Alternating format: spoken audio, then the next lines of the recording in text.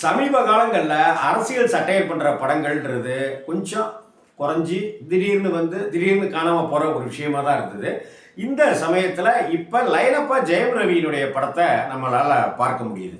இப்போ சமீபத்தில் ஒரு படம் வந்தது. அதற்கு அடுத்தாப்புல இப்போ ஒரு படம் நடிச்சிட்ருக்காரு. சிவகார்த்திகேயனுடைய சேர்ந்து பராசக்திங்கிற படம் இன்னைக்கு அது டைட்டில் டீசர் வெளியாகியிருக்கு. இந்த சமயத்திலேயே இன்னொரு டைட்டில் டீசரும் வெளியாகியிருக்கு. அது ரவி மோகன், அதாவது ஜெயம் ரவி மோகன் அவர்களுடைய படம். அது டாடா படம் எடுத்த அந்த டைரக்டர் கணேஷ் கே பாபு தான் இந்த படத்தையும் டைரக்ட் பண்ணுறாரு.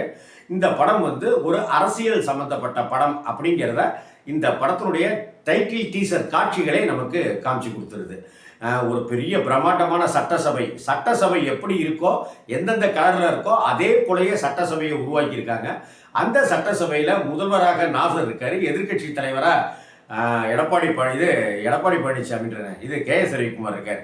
ஆமாம், கிட்டத்தட்ட கே.எஸ். ரவிக்குமார் சாருடைய ஹேர் ஸ்டைல்லேருந்து அவர் போட்டிருக்கிற ஸ்டைல்லேருந்து அவர் நிற்கிற தோரணை பார்க்கறது எல்லாமே எடப்பாடி பழனிசாமியை நினைவுபடுத்துகிற வகையில் இருக்குது.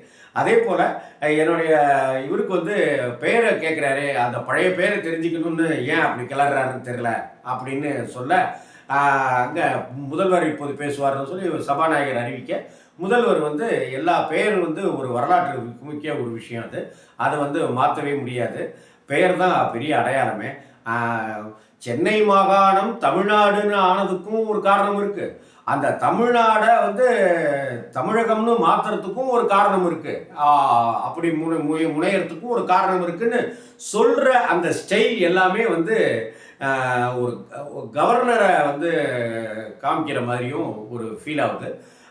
அதே போல் அந்த அந்த சட்டசபையில் அதை உட்காந்துருக்கிற சில பேரை பார்க்கும்போது, இவங்களை பார்த்தா கோகுல இந்திரா மாதிரியே இருக்கேன், இவங்களை பார்த்தாக்கா பொன்னையன் மாதிரியே இருக்கேன், இவங்களை பார்த்தா ஜெயக்குமார் மாதிரியே இருக்கேன் அப்படிங்கிறதையும் அப்படி பார்த்துட்டு நண்பர்கள் எல்லாமே சொன்னாங்க. ஒருவேளை அதற்கு தகுந்தது போலவே கேரக்டரைசேஷன் உருவாக்கியிருக்கலாம். சுப்பிரமணிய சிவாவும் இந்த படத்தில் இயக்குனர் நடிகர் சுப்பிரமணிய சிவாவும் இந்த கதாபாத்திரத்தில் முக்கியமாக இருக்கார். ஜெயம் ரவி எழுந்து பேசுகிறாரு. அப்படி பேசும்போது அவர் என்னுடைய பெயர் 17 வருஷத்துக்கு முன்னாடி இந்த பேர் எனக்கு அப்படின்னு சொல்கிறாரு. சொன்ன உடனே டைட்டில் போடுறாங்க, கராத்தே பாபு அப்படின்ற டைட்டில் வருது.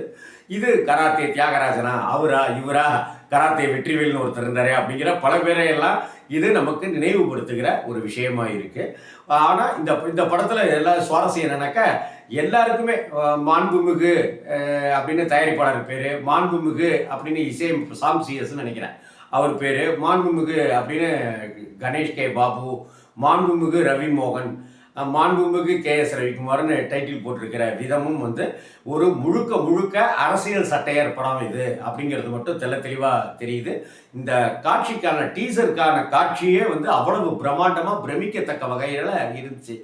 படபடப்பான படப்பிடிப்பில் அப்படின்னு போட்டிருந்த கேப்ஷனும் ஒரு சுவாரஸ்யம் கூட்டுகிற விதமாக இருக்குது. இந்த படம் ஒரு பெரிய தாக்கத்தை ஏற்படுத்தும் அப்படின்னு கராத்தே பாபுவை நம்பலாம்.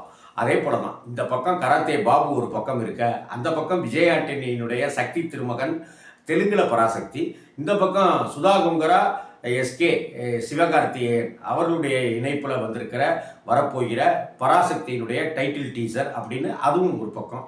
இன்னும் சொல்லப்போனால் இந்த தை அமாவாசையை முன்னிட்டு நல்ல படங்கள் நிறைய படங்களெல்லாம் அறிவிப்பாங்க, நல்ல நாள் அதுவுமா அப்படின்னு.